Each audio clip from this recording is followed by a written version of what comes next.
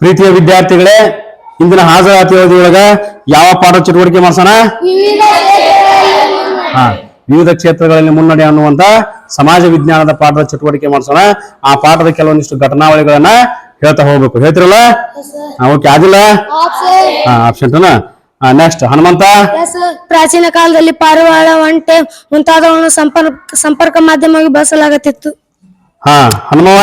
Yes sir, ಅಂಚೆ ಮತ್ತು ತಂತಿ ವ್ಯವಸ್ಥೆ 20ನೇ ಶತಮಾನದ ಬಹುವಾಗಿ ಬಳಕೆಯಾಗುತ್ತಿದ್ದ ಸಂಪರ್ಕ ಮಾಧ್ಯಮವಾಗಿತ್ತು. ಅಶ್ವಿನ. ಎಸ್ ಸರ್, ರೇಡಿಯೋ, ದೂರದರ್ಶನ, ಮೊಬೈಲ್ ಮುಂತಾದ ಅಂತರ್ಜಾಲ ಸಮುದಾಯವನ್ನು ತಲುಪಿವೆ. ನೆಕ್ಸ್ಟ್ ಕಾವೇರಿ. ಎಸ್ ಸರ್, ಮುದ್ರಣ ಮಾಧ್ಯಮ ಇಂದು ಮುದ್ರಣ ಮಾಧ್ಯಮದಲ್ಲಿ ಇಂಗ್ಲಿಷ್ ಮತ್ತು ಇತರ ಭಾಷೆಗಳಲ್ಲಿ ಅಸಂಖ್ಯಾತ ಪ್ರಕಟವಾಗುತ್ತೆ. ಖುಷಿ. ಎಸ್ ಸರ್, ಕನ್ನಡದಲ್ಲಿ ಪ್ರಕಟವಾದ ಮೊಟ್ಟ ಮೊದಲ ಪತ್ರಿಕೆ ಮಂಗಳೂರು ಸಮಾಚಾರ. ಮಧು. ಎಸ್ ಸರ್, ವಿದ್ಯುನ್ಮಾನ ಮಾಧ್ಯಮ 20ನೇ ಶತಮಾನದ ಕೊನೆಯ ಭಾಗದಲ್ಲಿ ವಿದ್ಯುನ್ಮಾನದ ಕ್ರಾಂತಿ ಪ್ರಾರಂಭವಾಯಿತು. ದೂರದರ್ಶನ ಜನರ ಪ್ರಮುಖ ಆಕರ್ಷಣೆಯಾಯಿತು. ಮಧು ಉಳಿಗಿರಿ. ಎಸ್ ಸರ್, ಜಗತ್ತಿನ ಯಾವ ಮೂಲೆಯಲ್ಲಿ ಏನೇ ಘಟನೆ ಸಂಭವಿಸಿದರೂ ದೃಶ್ಯಾವಳಿಯನ್ನು ತಕ್ಷಣ ಮಾತ್ರದಲ್ಲಿ ಕಣ್ಣ ಮುಂದೆ ಸಾದರಪಡಿಸಬಹುದು. ರೊಟ್ಟಿ. ಎಸ್, ದೂರದರ್ಶನದಲ್ಲಿ ಇಂತಿನ ಪ್ರಭಾವ ಮಾಧ್ಯಮಗಳೆಂದರೆ ರೇಡಿಯೋ, ಮೊಬೈಲ್ ಮತ್ತು ಅಂತರ್ಜಾಲ. ಇವು ಅನೇಕರ ಬದುಕಿನ ಭಾಗಗಳಾಗಿವೆ.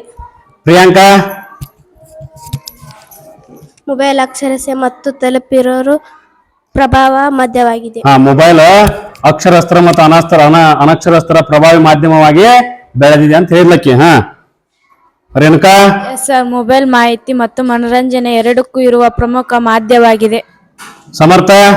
ಎಸ್ ಸರ್, ಇಂದು ರೂಪುಗೊಳ್ಳುತ್ತಿರುವ ಅನೇಕ ಚಳವಳಿಗೆ ಅಂತರ್ಜಾಲದಲ್ಲಿ ಫೇಸ್ಬುಕ್, ಟ್ವಿಟರ್ ಮುಂತಾದ ಮಾಧ್ಯಮಗಳಿವೆ. ಸಂದೀಪ. ಮನರಂಜನಾ ಮಾಧ್ಯಮ ಮನರಂಜನಾ ಕ್ಷೇತ್ರದಲ್ಲಿ ಸಿನಿಮಾ ಬಹುದೊಡ್ಡ ಮಾಧ್ಯಮವಾಗಿದೆ. ಇದರೊಂದಿಗೆ ಇರುವ ಮತ್ತೊಂದು ಮಾಧ್ಯಮ ಎಂದರೆ ನಾಟಕ ಪ್ರದರ್ಶನ. ಶಿಲ್ಪಾ. ಎಸ್ ಸರ್, ಮನರಂಜನಾ ಮಾಧ್ಯಮ ಇದು ದೇಶದ ಅಭಿವೃದ್ಧಿಯಲ್ಲಿ ಪ್ರಮುಖ ಪಾತ್ರ ವಹಿಸುತ್ತಿದೆ. ಇದು ದೇಶದ ಏಕತೆ, ಒಗ್ಗಟ್ಟು ಹಾಗೂ ಅಖಂಡತೆಯನ್ನು ಕಾಪಾಡಿಕೊಳ್ಳಲು ಪ್ರಯತ್ನ ಸಹಕರಿಸುತ್ತದೆ. ಶಿವರಾಜ. ಪ್ರಸ್ತುತ ಮಾಹಿತಿಗಳನ್ನು ಕರೆಯುತ್ತಾರೆ. ಪ್ರಸರಣದ ಪ್ರಕ್ರಿಯೆಯನ್ನು ಮಾಹಿತಿಯ ಸೃಷ್ಟಿ ಮತ್ತು ಪ್ರಸರಣದ ಪ್ರಕ್ರಿಯೆಯನ್ನು ಮಾಹಿತಿಯ ಕ್ರಾಂತಿಯನ್ನು ಕರೆಯುತ್ತಾರೆ. ಶ್ರೀನಿವಾಸ.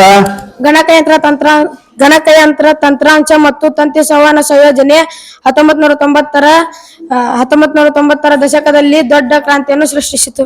ಸಿದ್ಧಾರ್ಥ. ಬೆಂಗಳೂರನ್ನು ಭಾರತದ ಸಿಲಿಕಾನ್ ಕಣಿವೆ ಎಂದು ಕರೆಯುತ್ತಾರೆ.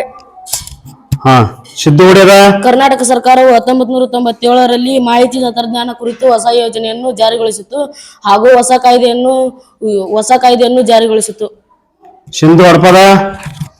ಭಾರತದ ಸರ್ಕಾರಗಳು ಮತ್ತು ಕರ್ನಾಟಕಗಳು ಸರ್ಕಾರಗಳು ಮತ್ತು 2000ರಲ್ಲಿ ಸ್ಟಾಬ್ಲರ್ ಪಾರ್ಕಿನಲ್ಲಿ ಯೋಜನೆಗಳನ್ನು ಪ್ರಾರಂಭಿಸಿದವು. ಸುಜಾತ. ಜೈವಿಕ ಕ್ರಾಂತಿಗಳಲ್ಲಿ ಜೈವಿಕ ತಂತ್ರಜ್ಞಾನದ ಕ್ರಾಂತಿ ಮಾಹಿತಿ ತಂತ್ರಜ್ಞಾನ ಮತ್ತು ಜೈವಿಕ ತಂತ್ರಜ್ಞಾನ ಕ್ಷೇತ್ರ ಅಲ್ಲದ ಬದಲಾವಣೆಗಳು 20ನೇ ಶತಮಾನದಲ್ಲಿ ಕೊನೆಯ ಭಾಗದಲ್ಲಿ ಆರಂಭವಾದ ಬಹುದೊಡ್ಡ ಕ್ರಾಂತಿ. ನೆಕ್ಸ್ಟ್ ಸ್ವಪ್ನ. ಎಸ್ ಸರ್, ಸಾರಾಂಶ 1997ರಲ್ಲಿ ಮಿಲ್ಮೆಂಟ್ ಎಂಬ ವಿಜ್ಞಾನಿಯು ಪ್ರಪಂಚದ ಮೊಟ್ಟ ಮೊದಲು ತದ್ರೂಪಿ ಪ್ರಾಣಿ ಕುರಿಯೊಂದನ್ನು ಸೃಷ್ಟಿಸಿದನು.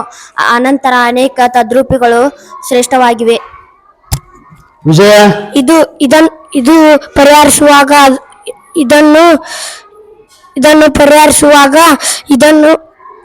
ಇದನ್ನು ತಯಾರಿಸುವಾಗ ಸಂಶೋಧನಾ ಪ್ರಯತ್ನಗಳು. ಏನ್ ನೋಡದ ಅವ್ ಹೆಲ್ಪ್ ಮಾಡ ಹೋಗು ಅವ್ ಹೆಲ್ಪ್ ಮಾಡ. ಏನ್ ನೋಡದ ನೀ ಹೇಳ ಅಂತ ತಗೊಂಡ್ ಹೇಳ. ಇದು ಪಾರಿವಾಳಗಳ ಜೈವಿಕ ಇಂಧನವನ್ನು ತಯಾರಿಸುವ ಸಂಶೋಧನಾ ಪ್ರಯತ್ನಗಳು ವಿಫಲವಾಗಿ ನಡೆದಿದ್ದರು. ಜೈವಿಕ ಇಂಧನಗಳ ಸಂಶೋಧನೆಗಳು ವಿಫಲವಾಗಿ ನಡೀತೋದಿಲ್ಲ. Good. Next Vinayaka. Yes, Karnataka ರಾಜ್ಯದ ಒಟ್ಟು ವಿಸ್ತೀರ್ಣವು 1,91,791 ಚದರ ಕಿಲೋಮೀಟರ್ ಆಗಿವೆ. ಭೂ ವಿಸ್ತೀರ್ಣದ ದೃಷ್ಟಿಯಿಂದ ಕರ್ನಾಟಕವು ಭಾರತದಲ್ಲಿ 8ನೇ ದೊಡ್ಡ ರಾಜ್ಯವಾಗಿದೆ. ಗುಡ್. ಸಹನಾ.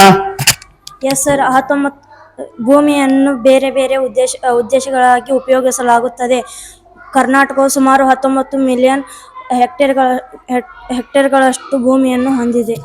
ಹಾ ಪ್ರತಾಪ.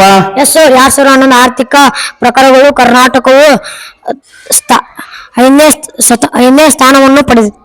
ಹಾ ಸಹನಾ. Yes sir. ನಮ್ಮ ಕರ್ನಾಟಕ ನಮ್ಮ ಹೆಮ್ಮೆ. ನೋಡು ಕೊನೆಯದು ನಮ್ಮ ಕರ್ನಾಟಕ ನಮ್ಮ ಹೆಮ್ಮೆ. ನಮ್ಮ ನಾಡು ನುಡಿ ಜಲದ ಬಗ್ಗೆ ಏನಪ್ಪಾ ಅಂತಂದ್ರ ಎಲ್ಲರಿಗೂ ಏನಿರ್ಬೇಕು, ಹೆಮ್ಮೆ ಇರಬೇಕು. ಈ ಚಟುವಟಿಕೆ ಖುಷಿ ಕೊಡ್ತಿಲ್ಲ ನಿಮಗ? ಓಕೆ, ಎಲ್ಲರಿಗೂ ಧನ್ಯವಾದಗಳು.